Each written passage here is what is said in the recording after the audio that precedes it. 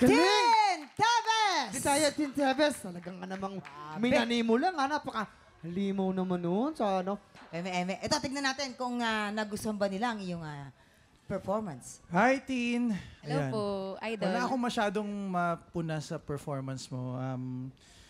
Feeling ko nga bagay sa yung mga hopelessly devoted, mga Olivia Newton dyan. Ay, bagay oo, sa maganda boses mo. yan. Yung range, andun ang taas ng boses mo. Siguro, ito pala yung napansin ko. May mga parts na parang hindi mo masyadong binubuka yung bibig. Kasi may part na nung binirit mo ng todo na medyo nakabuka yung bibig, ang ganda, ang powerful pakinggan. So siguro, try to do it more often, yung ganong klaseng bitaw ng boses.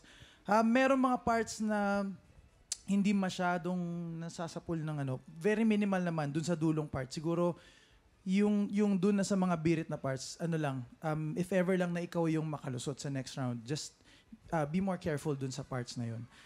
Overall, ang galing naman ng performance mo. Thank you po.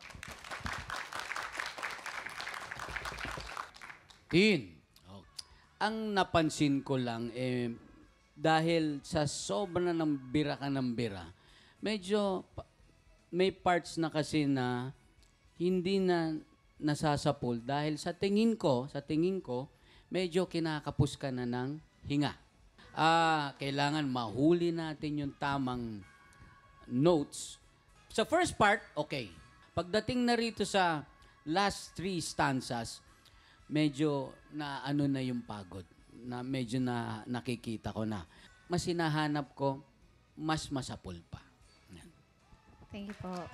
Maraming salamat sa ating inampalan. Ito na mga tiktropa, sino kaya sa tingin ninyo ang makakakuha ng maraming bituin at lalaban sa kampiyon na si Mara Clemeno? Malalaman natin yan sa pagbabalik ng tanghalang kampiyon dito lamang sa TikTok Live!